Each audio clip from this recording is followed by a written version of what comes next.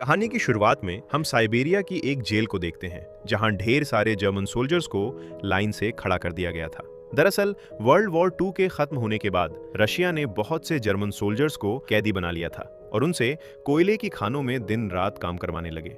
हालांकि इस जेल की सिक्योरिटी काफी कम थी, लेकिन इसके बावजूद भी कोई इस जेल से भागने की कोशिश नहीं करता था, क्योंकि इस जेल के चारों तरफ बर्फ ही बर्फ थी और ये जेल किसी भी इंसानी बस्ती से पूरे 14,000 किलोमीटर दूर थी। इसलिए अगर कोई कैदी इस जेल से भाग भी गया तो साइबेरिया की जमा देने वाली सर्दी में उसकी मौत पक्की थी। ये जेल चारों तरफ हजारों किलोमीटर दूर थी, दूर फैली हुई बर्फ के बीच में बनाई गई थी, इसीलिए कोई भी कैदी यहाँ से भागने का सोच भी नहीं सकता था। लेकिन इन कैदियों में एक कैदी ऐसा भी था जो बहुत ही शार्प माइंड था और वो इस जेल से भागकर अपनी बीवी और बेटी के पास जाना चाहता था। इस कैदी का नाम क्लेमन फायरल था, जिसे इस जेल में पूरे 25 साल की सजा काटनी थी और क्लेमन ऐसा बिल्कुल भी नहीं चाहता था कि उसकी आधी जिंदगी इसी जेल में बीत जाए। क्लेमन किसी भी हालत में इस जेल से भागना चाहता था। लकीली एक दिन क्लेमन को भागने का मौका मिल गया और वो एक कोयला ले जाने वाली मालगाड़ी में बैठकर इस जेल से भाग निकला।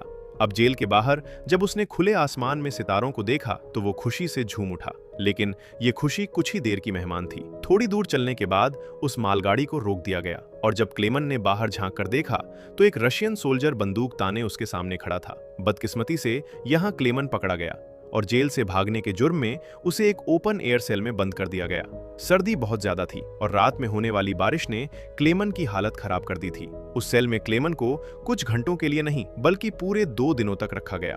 अब पूरे 2 दिन बाद अगली सुबह जेल का वार्डन उसके पास आया और उसे सेल से बाहर निकालकर उससे कुछ भी टॉर्चर नहीं किया गया, बस सिर्फ ये बोला कि तुम्हारे साथी बेसब्री से तुम्हारा इंतजार कर रहे हैं। अब जब क्लेमन अपने साथियों से मिला तो वो सब लाठियां और डंडे लेकर उसका इंतजार कर रहे थे। वो सब क्लेमन पर बहुत गुस्सा थे, क्योंकि क्लेमन के भागने की वजह से उन सबको पिछले 2 दिनों से भूखा रखा गया था और क्लेमन को अब वार्डन की बात समझ में आ गई कि उसने क्यों कहा था कि तुम्हारे साथी तुम्हारा इंतजार कर रहे हैं। अब क्लेमन को देखते ही बाकी कैदियों ने उस पर हमला कर दिया और उसे बहुत बुरी तरह से मारा। इस मारपीट में क्लेमन इतना जख्मी हो गया कि उसे जेल के हॉस्पिटल में एडमिट करना पड़ा। इस जेल का डॉक्टर भी एक जर्मन कैदी था। जैसे ही क्लेमन होश में आया उसने डॉक्टर से कहा कि मैं एक बार फिर से जेल से भागना चाहता हूं और मुझे आपकी मदद चाहिए। डॉक्टर क्लेमन की बहादुरी देखकर हैरान रह गया कि ये इतना सब कुछ झेलने के बाद भी हार मानने को तैयार नहीं। डॉक्टर ने उसे समझाया कि इस जेल से जिंदा भाग पाना नामुमकिन है और अगर तुम यहाँ से भाग भी गए तो बाहर की जमा देने वाली सर्दी में मर जाओगे।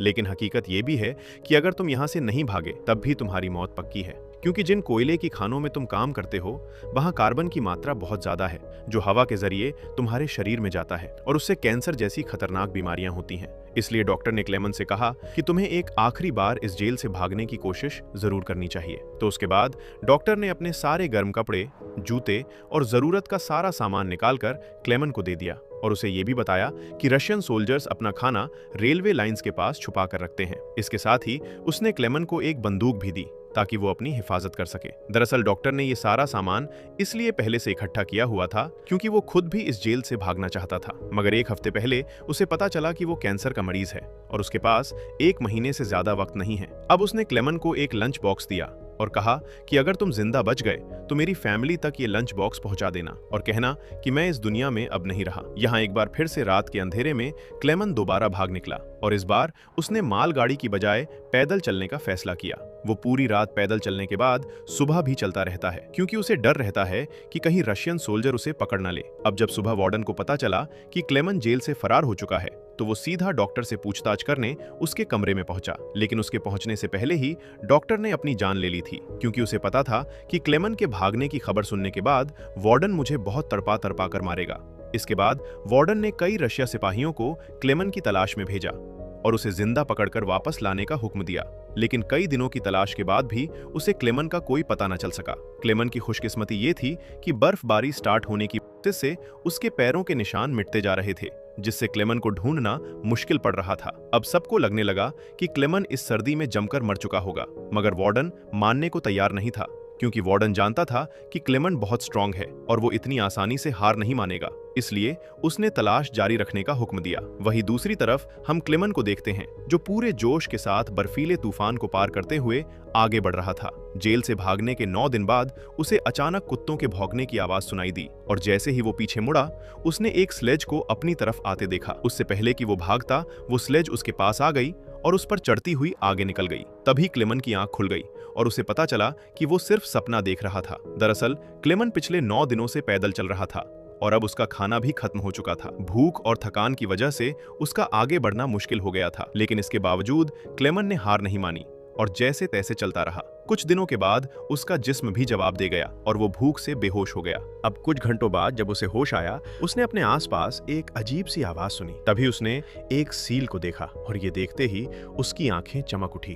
उसने फौरन अपनी बंदूक निकाली और पूरी ताकत के साथ निशाना लगाने की कोशिश की, लेकिन थकान और कमजोरी की वजह से उसका निशाना गलत हो गया और वो सील वहां से भागने लगी। क्लेमेंट, जिसे कई दिनों बाद जिंदा रहने की एक छोटी सी उम्मीद मिली थी, वो इस उम्मीद को हाथ से नहीं जाने दे सकता था। क्लेमेंट फौरन उसके पीछे दौड़ा, लेकिन दौड़ते वक्त क्लेमेंट बर्फ टूटने की वजह से पानी में गिर जाता है, जिससे उसके पैर में चोट आ जाती है। लेकिन जख्मी होने के बावजूद वो सील का पीछा करने लगा। क्लेमेंट जैसे ही गोली चलाने वाला था, वो सील एक चट्टान के पीछे छिप गई। क्लेमेंट और आगे बढ़ता है और सील को दोबारा देख लेता है। उससे पहले कि वो पानी में जाती, क्लेमेंट ने अपनी आखिरी गोली चलाई और खुशकिस्मती से वो गोली उसे लग गई। ये देखकर क्लेमेंट खुशी से झूम उठा, क्योंकि अब सफर के दौरान उसे खाने की फिक्र नहीं थी। कई दिनों के बाद क्लेमेंट ने पेट भरकर खाना खाया और थोड़ा आराम करके अपना सफर जारी रखा। अब इतने लंबे सफर में क्लेमेंट बिल्कुल अकेला था और उसके चारों तरफ बर्फ के अलावा कुछ भी ना था। इस माहौल में उसकी दिमागी हालत खराब हो सकती थी, इसलिए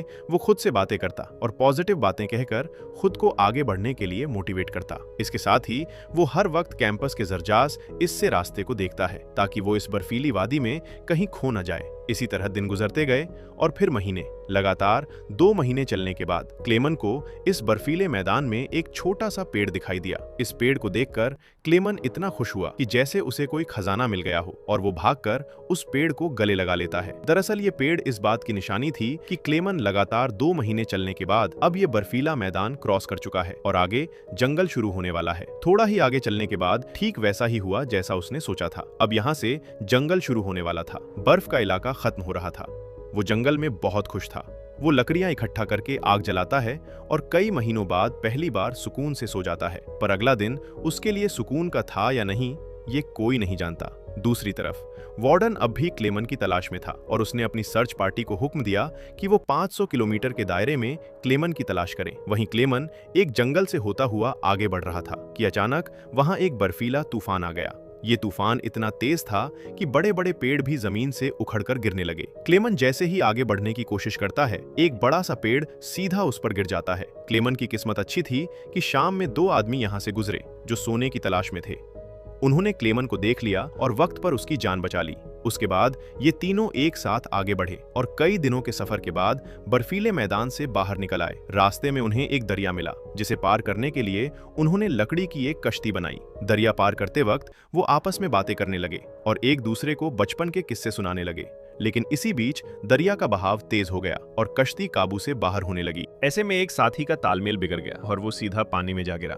उसे तैरना नहीं आता था, वो डूबने लगा।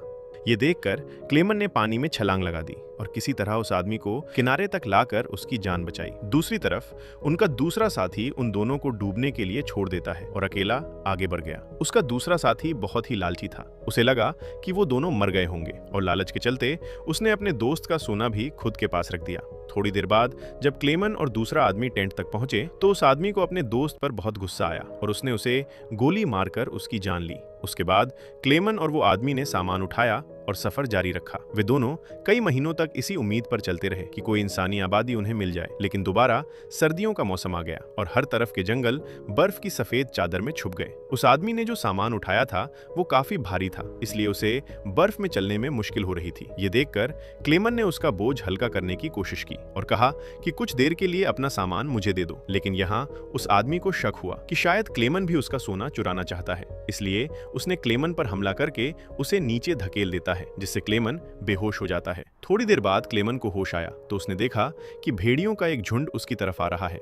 अपनी जान बचाने के लिए वो एक पेड़ पर चढ़ने लगता है, लेकिन पेड़ पर चढ़ते वक्त एक भेड़िया उसका पांव पकड़ लेता है, लेकिन दरख्त कमजोर था और दरख्त दरमियान से टूट गया, जिससे क्लेमन नीचे गिर पड़ा। अब क्लेमन को लगा कि उसकी मौत पक्की है। तभी अचानक गोली चलने की आवाज आई। क्लेमन ने आंखें खोली तो उसने देखा कि कुछ भेड़िए मर चुके हैं और जो जिंदा थे वो भाग चुके हैं। दरअसल इलाके के शिकारियों ने आकर उसकी जान बचाई। वो उसे अपने गांव ले गए, जहां गांव के लोगों ने उसका इलाज किया। बरसों की मेहनत के बाद क्लेमन एक इंसानी आबादी तक पहुंच चुका था। लोगों को देखकर उसे बेहद खुशी हुई। कई दिनों तक वो गांव में रुका और लोगों ने उसकी खूब खातिरदारी की। एक दिन गांव में एक लेटर आया जो किसी और का नहीं बल्कि खुद वार्डन का था। इसमें लिखा था कि एक जर्मन फौजी हमारी जेल से फरार हो चुका है और अगर किसी ने उसे पनाह दी तो वो गद्दार कहलाएगा।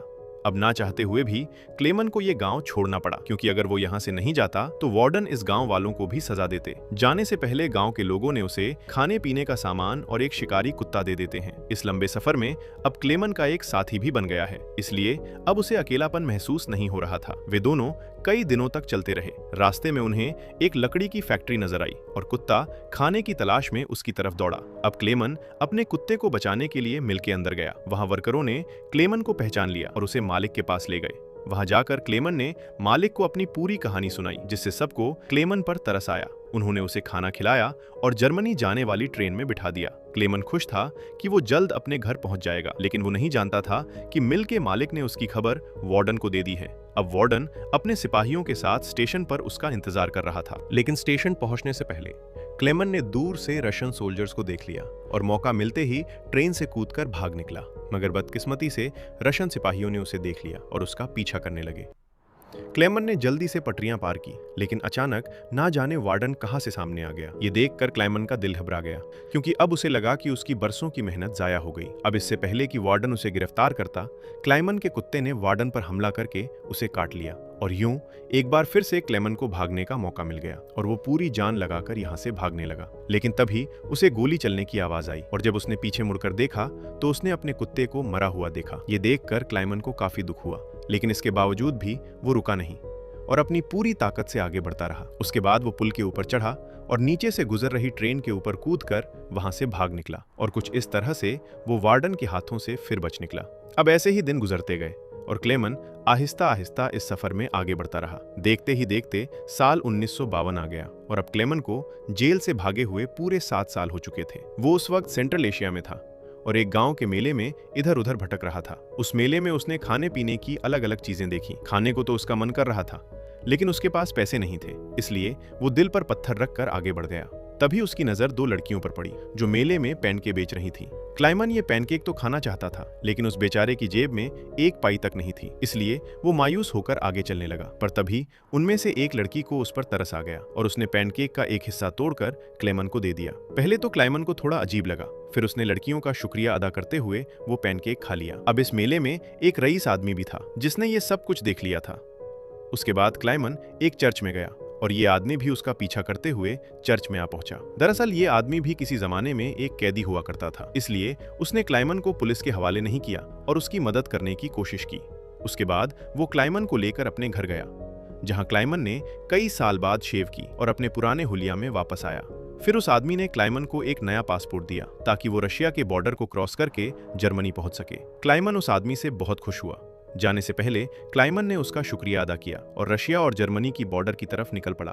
कुछ हफ्ते बाद क्लेमन रशिया के बॉर्डर तक पहुंच गया और वहां मौजूद रशियन सिपाही को अपना पासपोर्ट दिखाया। यहाँ क्लेमन को यह डर था कि कहीं वो सिपाही उसे पहचान न ले या उसका जाली पासपोर्ट पकड़ा न जाए, लेकिन खुशकिस्मती से ऐसा कुछ नहीं हुआ और सिपाही ने क्लेमन को बॉर्डर पार करने की इजाजत दे दी। अब ये देखकर क्लेमन को इतनी खुशी हुई कि वो चाहकर भी अपनी हंसी नहीं रोक पाया। अब फाइनली वो उस पुल पर आ गया जिसे पार करते ही वो अपने मुल्क जर्मनी में पहुंच जाएगा।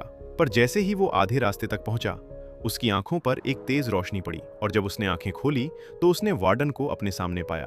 अब जब क्लेमन ने पीछे मुड़कर देखा तो वो अभी भी रशिया की जमीन पर था और इसका मतलब ये था कि वार्डन अब भी उसे गिरफ्तार कर सकता है। अब यहाँ क्लेमन का दिल टूट गया क्योंकि उसके इतने सालों की मेहनत अब मिट्टी में मिलने वाली थी। लेकिन तभी कुछ ऐसा हुआ जिसकी उम्मीद खुद क्लेमन को भी नहीं थी। यहाँ वार्डन ने उसका रास्ता छोड़ दिया और उसे आगे जाने की इजाजत दे दी। अब पहले तो क्लेमन को यकीन नहीं हुआ, पर फिर भी वो हिम्मत करके आगे बढ़ा। दरअसल वार्डन क्लेमन के जिंदा रहने के जज्बे और उसकी बहादुरी को देखकर उससे काफी इंस्पायर हुआ। इसलिए उसने क्लेमन को गिरफ्तार नहीं किया और उसे अपने मुल्क वापस जाने दिया।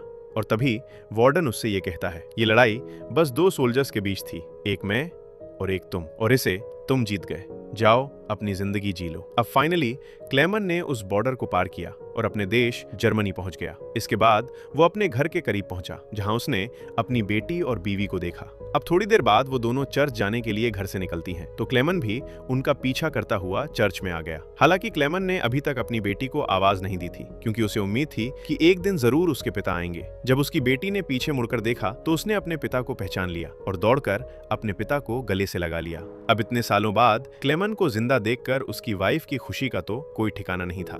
फाइनली उन तीनों ने एक दूसरे को गले लगाया और उम्मीद है आपको आज की कहानी पसंद आई हो।